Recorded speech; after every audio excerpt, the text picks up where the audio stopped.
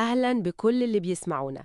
النهاردة هنغوص في تفاصيل الشهر التاني من الحمل، فترة مهمة جداً ومليانة تطورات للأم والجنين. معانا النهاردة معلومات قيمة من مصدر متخصص بيشرح متابعة الحمل في الفترة دي. أهلا بيكي وبكل المستمعين. فعلا الشهر التاني ده مليان أحداث. هنركز على أهم الأعراض اللي ممكن الأم تحس بيها، والأهم التطورات المذهلة للجنين من الأسبوع الخامس لنهاية الأسبوع الثامن. تمام، هدفنا نقدم خلاصة مركزة ومفيدة لأي حد عايز يفهم أكتر عن المرحلة دي. يلا بينا نتعمق في الموضوع ده. طيب الشهر التاني يعني بنتكلم من الأسبوع الخامس للأسبوع الثامن. أول حاجة لفتت نظري في المصادر هي حجم الجنين. الحجم. بيقولوا إنه بيكون تقريباً قد بذرة البرتقانة. ده حجم صغير قوي بصراحة. هل ده معناه إن التطورات لسه بسيطة؟ لا خالص، بالعكس تماما.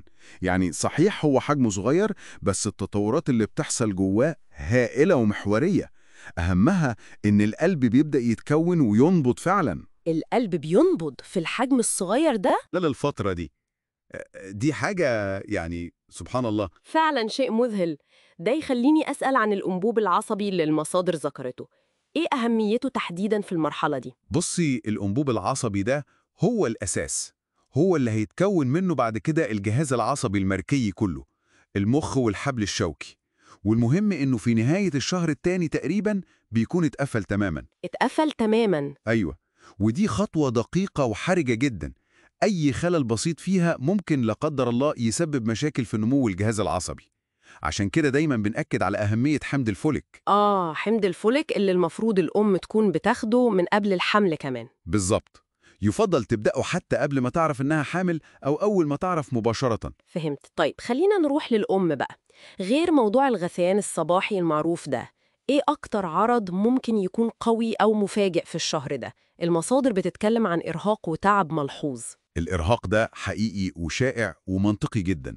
الفكرة إن الجسم بيكون شغال بأقصى طاقة حرفيا. يعني إيه شغال بأقصى طاقة؟ تخيلي إنه بيبني عضو جديد تماما، اللي هو المشيمة.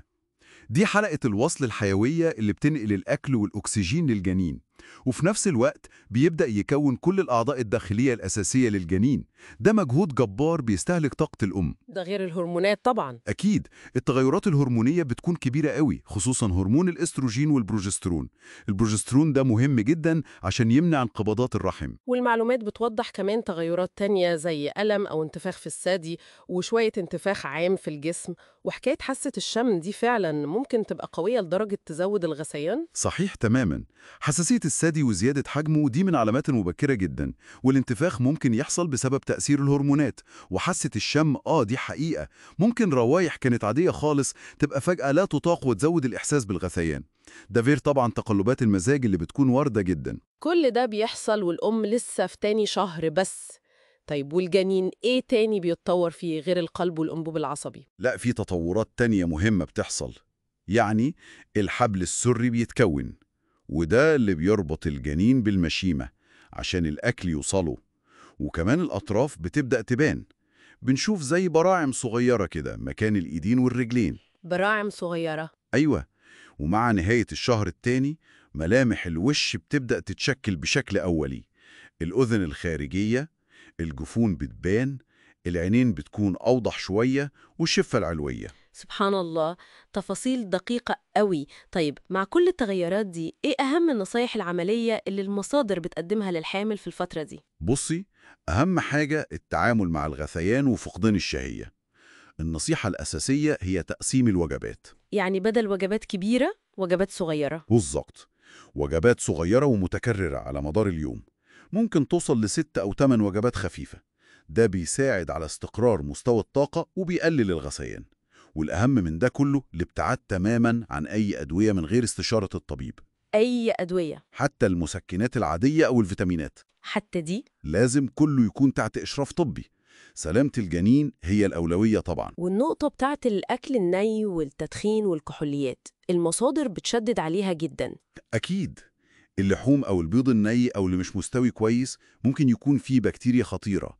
التدخين حتى السلبي والكحوليات تأثيرهم سيء جدا على نمو الجنين. والكافيين كمان. نقلله؟ يفضل يقل لأقل درجة ممكنة.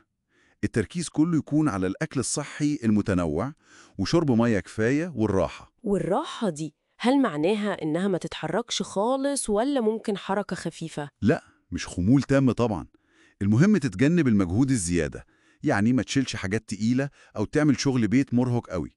لكن رياضة خفيفة زي المشي مثلا دي ممتازة ومفيدة للدورة الدموية والمزاج، بس طبعا بعد ما تسأل الطبيب الأول. تمام. وآخر نقطة كانت مهمة في المصادر هي موضوع التحاليل والفحوصات الدورية. دي بقى أساسية جدا. التحاليل والفحوصات اللي الدكتور بيطلبها دي مش رفاهية خالص، دي ضرورية عشان نطمن إن كل حاجة ماشية تمام، ونكتشف بدري لو في أي مشكلة لا قدر الله، ونتأكد إن الأم والجنين بياخدوا الدعم اللي محتاجينه. يعني كل خطوة ليها أهميتها، من الأكل للراحة للفحوصات. بالظبط، كلها بتدعم العملية المعقدة والمدهشة دي اللي بتحصل جوه الجسم. فعلا الواحد لما بيقف ويفكر في كمية التغيرات والتطورات الدقيقة أوي دي اللي بتحصل في 8 أسابيع بس، الموضوع يدعو للتأمل والإعجاب. جدا. يعني دقة تكوين الأنبوب العصبي ده، بداية نبضات قلب الكائن بحجم حبة الفاصوليا تقريبا، كل ده بيحصل بشكل منظم ودقيق. ده بيخلي الواحد يفكر، يا ترى إيه كمان من العمليات المعقدة والمدهشة دي بتحصل جوانا كل لحظة في مراحل حياتنا المختلفة، وإحنا ممكن نكون مش واخدين بالنا من عظمتها. سؤال فعلا يستدعي التفكير. بكده نكون وصلنا لنهاية جولتنا السريعة في أهم محطات الشهر الثاني من الحمل بناء على المصادر اللي معانا. نتمنى تكون المعلومات دي قدمت صورة أوضح وأكثر إفادة للمستمعين.